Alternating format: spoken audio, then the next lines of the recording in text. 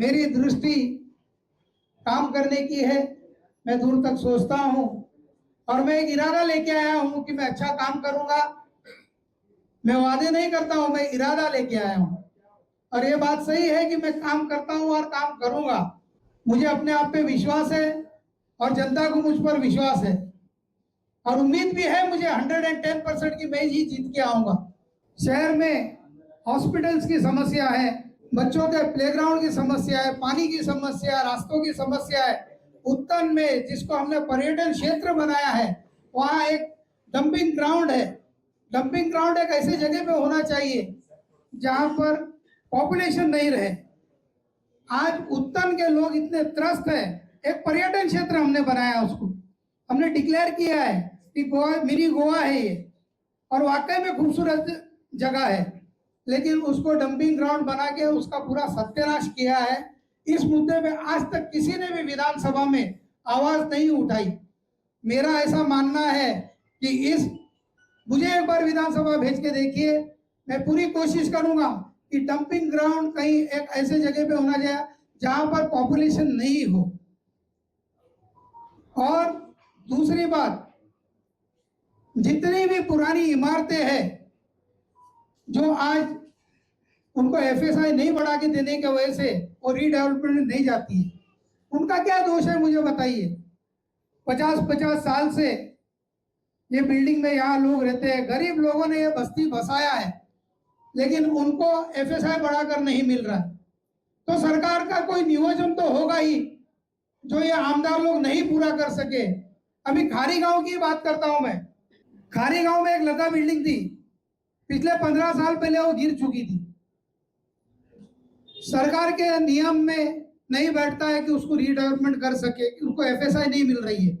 और यहाँ के आमदारों ने कोशिश भी नहीं की, आमदारों ने कोशिश भी नहीं की। अगर ये प्रोविजन करते थे उनके लिए तो इनको 4-4.5 का एफएसआई मिलता था, तो कोई रीडेवलपमेंट पे लोग जाते या वो सेल्फ रीडेवलपमेंट पे भी जाते थे। आज वो 15 साल हो गए, वो लोग त्रस्त है। इलेक्शन के टाइम पे ये मुद्दा उठता है और बार बार कहा जाता है कि घर दो घर दो घर दो। अरे तुमने कोई प्रोविजन रखा है उनको घर देने का तो ये बताइए।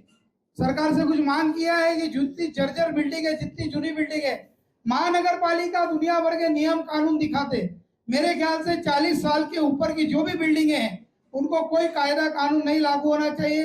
ये सब ग्राम पंचायत के टाइम की बिल्डिंग है, तो उनको वन विंडो वन सेवा करके उन्होंने इसका प्रस्ताव पास करना चाहिए और ये काम मैं करा के दूंगा यहाँ के छोटे लोगों के लिए, गरीब लोगों के लिए। जीतने के बाद किसको प्रायोरिटी रहेगी? प्रायोरिटी क्या रहेगी आपकी, किस काम के ऊपर? मैंने जितने मुद्दे बताया, सूर्या डैम का पानी 10 साल से आता है, आ ही रहा है, आज तक आया नहीं है। सभी कहते हैं कि पानी आएगा आएगा, 218 MLD पानी आएगा। मुझे ये बताइए, शहर की इंफ्रास्ट्रक्चर की स्थिति क्या है? शहर की इंफ्रास्ट्रक्चर की स्थिति कोई बताएगा? इतने पत्रकार लोग बैठे है, इंफ्रास्ट्रक्चर की स्थिति सही है? ना रोड का ठिकाना है, ना गटर का ठिकाना है, ना पानी का ठिकाना है। शहर में 40-40, 50-50 माले की बिल्डिंगें बनती जा रही है। क्या यही शहर का विकास है? ये शहर का विकास है कि डेवलपरों का विकास है? मुझे ये बताइए कि आमदारों का विकास है? शहर में इंफ्रास्ट्रक्चर बहुत जरूरी है। जब तक इंफ्रास्ट्रक्चर डेवलप नहीं होगा तब तक शहर को डेवलप करने का कोई मकसद ही नहीं है। पर एक दिन अभी बीजी में कमिश्नर साहब ने एक ये निकाला कि मैं 4 माले वाली बिल्डिंग को ही पानी दूंगा, नया प्लान पास करूंगा 4 माले तक। 40 माले की बिल्डिंग पे टाउन प्लानिंग में पास होता है, कमिश्नर साहब ही उस पर साइन करते हैं और बोलेंगे 4 माले वाली बिल्डिंग में। अरे इतने नए नए बिल्डिंग बनाए हैं तो उनको पानी नहीं दे रहे हो, जूनी बिल्डिंग का पानी लेके उधर देते हो। अब आपको पानी के बारे में एक बात बताता हूँ, हमारे पास 195 MLD पानी आता है, सही बात है।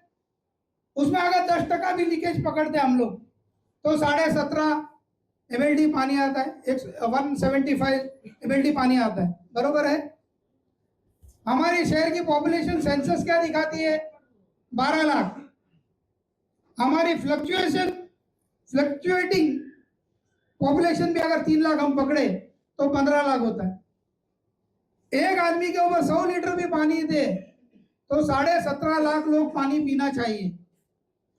जो हमारे 12 लाख लोगों को भी पानी नहीं मिलता है, उसका कारण क्या है कि पानी बिकता है कहीं और, नई बिल्डिंग में पानी ट्रांसपोर्ट होता है।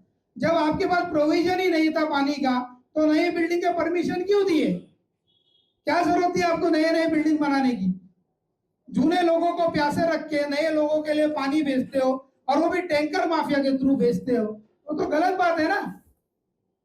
शहर का विकास करना है तो मेरे ख्याल से ये इंफ्रास्ट्रक्चर सुधारना बहुत जरूरी है।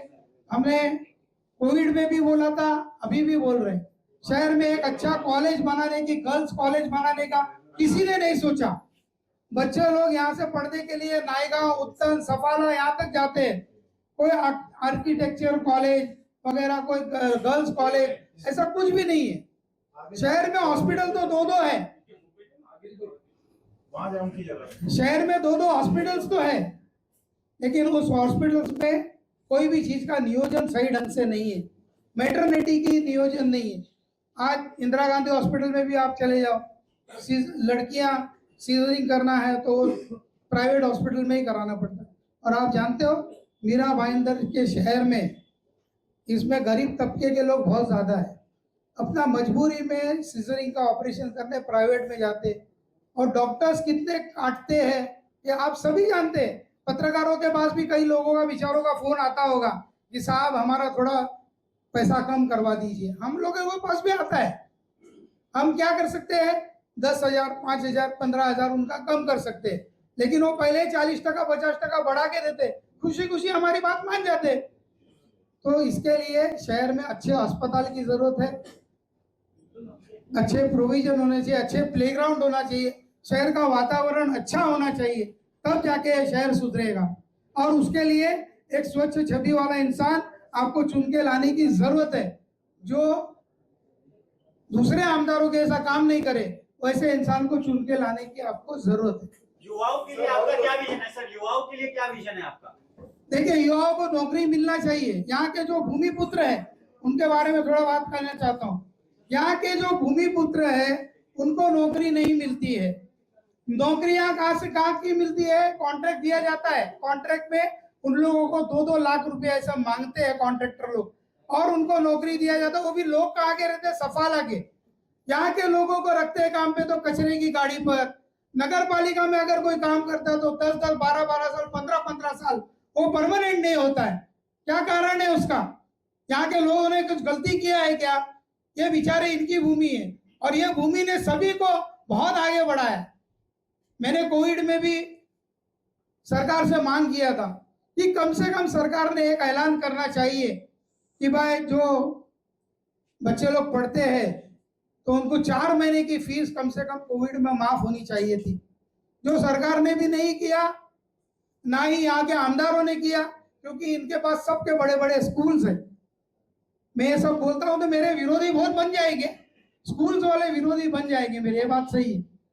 पांडे जी, 145 जो है गुजराती, मारवाड़ी और उत्तर भारतीय बेस मतदाता है यहाँ पे। जब जब चुनाव आता है उत्तर भारतीयों को लॉलीपॉप दिया जाता है, तो आप इसके बारे में क्या कहेंगे कि कोई भी नेता फेरी वाले को नहीं चाहता, लेकिन बिना फेरी वाले के किसी की राजनीति भी नहीं चलती? इस पे आपको क्या कहना है? देखिए, उत्तर भारतीय गरीब लोग बहुत हैं जो फेरी वाले हैं। मैं एक बात आप लोगों को बता देता हूं कि बिगर फेरी वाले के आपका घर चलेगा क्या? जवाब दीजिए ना। अगर सब्जी हमको नहीं मिलेगी, हमको फ्रूट्स नहीं मिलेंगे, हमको दूध नहीं मिलेंगे, तो आपका घर चलेगा? पत्रकार महोदय जवाब दीजिए, आपका घर चलेगा क्या? तो फेरी वाले के लिए गाइडलाइन करना जरूरी है कि भाई बीच रास्ते पे ना बैठे, एक गाइडलाइन बनाया जाए। इतने हम दावा करते, हमने इतने ये बनाए, क्या मार्केट्स बनाए, हमने इतने मार्केट्स बनाए। क्या वो मार्केट्स में हमने एक 2000 मेरे ख्याल से 3-4 में या 5 में हमने नगर पालिका को एक लेटर दिया था, जब भी तो कोई प्रोविजन ही नहीं था मार्केट का, तभी नगर सेवक के माध्यम से हमने दिया था कि जितने भी बड़े बड़े गटर्स है, हमने स्लैब जो डलवाया था, किरण नगर नाला, चिंतामणि नाला, उसके ऊपर एक मार्किंग किया था, और रेलवे के समांतर जो लाइन है उस पर एक डिमार्केशन किया था भाई 4x5 का, ये भाजी वाले लोग को यहाँ मार्किंग करके दो, उनके ऊपर टैक्स लगाओ और उनको एक परमानेंट जगह दे दो, ताकि ये बेचारे गरीब जब यहाँ से जाए भी गांव अपने छोड़ के तो कुछ ना कुछ अपने घर पर ले जाए। आज नगर पालिका में ऐसी स्थिति कर दिया है कि जिसकी लाठी उसी की भैंस, जो यहाँ के आमदार है उनके ही कॉन्ट्रैक्टर। शहर में कितने भाजी मार्केट बने, वो भाजी मार्केट दिया उनको अलॉट किया है क्या? किसी को अलॉट नहीं किया। इनके कॉन्ट्रैक्टर उनको बिठा के उनसे पैसा वसूल करते। आप मेरे को बताओ कि अगर 90 रुपया पर डे का अगर लेंगे तो महीने का कितना हो गया? 9 त्रिक 2700 रुपया हो गया। साल का कितना हो गया? कम से कम 20,000 रुपया तक होता है, 18,000। ये 18,000 के बदले उनको एक जगह दे दो ना, 18,000 नोट साल का टैक्स लगाओ उसके ऊपर, लेकिन उनको एक जगह परमानेंट दे दो ताकि वो बेचारे अपना धंधा करें। और बाहर जो बैठते हैं उनको फिर आप अपनी गाइडलाइन में बिठाइए। अंशु कुमार पांडे जी, अभी आपने बोला उत्तम डंपिंग ग्राउंड के बाद किसी ने उठाया नहीं, विधानसभा में 2 बार गीता जी ने मामले को उठाया। दूसरी बात मेरा ये है कि ये आपके जो मुद्दे हैं वो कहीं न कहीं विकास अघाड़ी की जैसे लग रहे हैं। ये भी सवाल उठ रहे हैं कि कहीं आप उनके दूसरे कैंडिडेट के रूप में देखे जा रहे हैं। दोनों के सवाल का जवाब दीजिए। फिलहाल तो मैं किसी का कैंडिडेट नहीं हूँ। हाँ, ये बात सही है कि मैं प्रयास कर रहा हूँ, लेकिन मैं निर्दलीय लड़ूंगा, ये बात भी 200% सही है। मैं किसी का नाम नहीं लेना चाहता हूँ। मैं अपने आप को ये सक्षम समझता हूँ कि मैं ये काम करा सकता हूँ। डंपिंग ग्राउंड का जिसने भी मुद्दा उठाया, क्यों नहीं हुआ, फिर सब अपनी अपनी दुकान चला रहे हैं तो चलने दीजिए अपनी दुकान।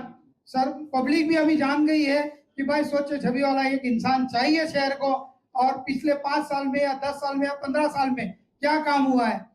कई लोग, जो जितने लोग ये सबसे पहले 2002 में चुन के आए, उसमें महापौर बने, उप महापौर बने, 2009 में आमदार बने, 2014 में आमदार बने, फिर 2017 में 6 में एमएलसी बने। आप लोगों ने देखा क्या विकास हुआ है? शहर की विकास होना चाहिए, शहर का विकास होना चाहिए। मुझे एक बात बताइए, 1 मिनट, आपके हाउस टैक्स कितने बढ़ गए हो आपको पता है? आप पत्रकार हो तो आपके ऊपर भी लागू है वो हाउस टैक्स, ये भी ध्यान में रखिए। खाली अंशु कुमार पांडे या आम जनता पे नहीं है, आपके ऊपर भी है। कभी आप लोगों ने कोशिश किया कि भाई आमदारों को बोलिए, जिसकी सत्ता भाईंदर महानगर पालिका में, उसको बोलिए कि भाई ये 2-3 साल के अंदर आपने 38% हाउस टैक्स बढ़ाया, तो उसका कारण क्या है? आप अतिरिक्त पानी पुरोठा टैक्स ले रहे हो, आप स्ट्रीट टैक्स ले रहे हो, क्यों ले रहे हो? किस कारण से ले रहे हो? क्या आपकी महानगर पालिका टैक्स जमा करती है? हम लोग सरकार को इतना फंड देते हैं, आप लोग बोलते हैं हमने सरकार से इतना पैसा लाया। लोग दावा करते हैं हमने हजारों करोड़ रुपया लाया। अरे भाई, हजारों करोड़ रुपया लाया तो गया किधर? इस शहर में मैंने देखा है 1-2 सेठ लोग ही थे, आज सारे के सारे उनके भी ऊपर चले गए, तो कहां से पैसा आया? हम तो 1990 से फैक्ट्री चला रहे, हमारी तो हिम्मत नहीं हुई। और दूसरी बात, अगर ये शहर में अच्छा काम करते तो क्या कोई दूसरा आदमी सोचता था कि भाई मैं भी इलेक्शन लड़ूं? कभी नहीं सोचता था। इस शहर का विकास हो रहा है तो कोई आदमी क्यों अपनी हिम्मत करे? और क्या जरूरत पड़ी, किसी को क्या जरूरत पड़ी? सर, मेरा सवाल ऐसा है, शहर में ऐसी चर्चा है कि आप जो अभी अचानक चुनाव लड़ने का निर्णय लेते हैं तो सिर्फ और सिर्फ किसी पार्टी के नेता के कहने पर उत्तर भारतीय वोट काटने के लिए चुनाव लड़ रहे हैं। सवाल एक। दूसरी बात, अगर आपको शहर का विकास ही करना है तो 2 विधानसभा है, दोनों विधानसभा में से आपने 145 क्यों चुना, 146 क्यों नहीं चुना? वो मेरी मर्जी की बात है, वो मेरी मर्जी की बात है। मैं कहाँ लड़ूं कहाँ नहीं लड़ूं, उसमें आप लोग मुझे उस बात के लिए नहीं बोल सकते।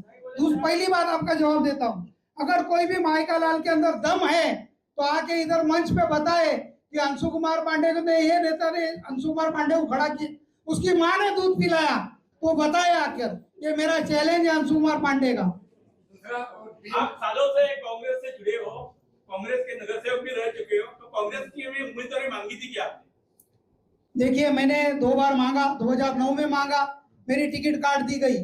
मुझे आगे बढ़ाया और मुझे टिकट काट दी गई। दिलीप देरेकर साहब को टिकट दिया जो 140 किलो के थे, वो लड़े भी हारे भी, और बाद में उसके बाद में वो बेचारे स्वर्गवासी भी हो गए। 2014 में मैंने मांगा टिकट, तो मुझे बोला गया उत्तर भारतीयों को, आप उत्तर भारतीय की बात करते ना 146 की, हमारे नेता ने हमको क्या बोला, उत्तर भारतीयों को टिकट देगा तो आगरी समाज नाराज होगा। क्यों आगरी समाज नाराज होगा? क्यों नाराज होगा? मैंने आगरी लोग की क्यों गाय चोरी की क्या? क्यों ना समाज नाराज होगा, मुझे बताइए। और मुझे टिकट नहीं दिया। 2014 में प्रभात ताई को जो है टिकट दिया। पांडे जी, मैं क्या बोलता हूँ, जिस तरह 2009 में आपका टिकट काटा गया, पहले आपको कहा जाता है आप लड़िए, फिर आपका टिकट काटा जाता है, इसमें कुछ आर्थिक व्यवहार कुछ था क्या फिर आपका टिकट काटा गया? सर मुझे ये बात कुछ पता नहीं है। आर्थिक व्यवहार था, जिन्होंने मुझे टिकट नहीं दिया उनको जाके पूछिए। मैंने बोला मुझे टिकट नहीं दिया गया, उन्हीं को पूछ लीजिए आप लोग। अच्छा, अभी आपने बीच में उत्तर भारतीय भवन बनाने का दौर चला था, जो हमारे प्रताप सरनाइक भी भवन बना रहे हैं, नरेंद्र मेहता भी बना रहे हैं, गीता जैन भी बना रही है, बनाया किसी ने नहीं। उसी बीच में आपने ऐलान किया था मैं अपनी जमीन उत्तर भारतीय भवन के लिए दूंगा, उसका क्या हुआ?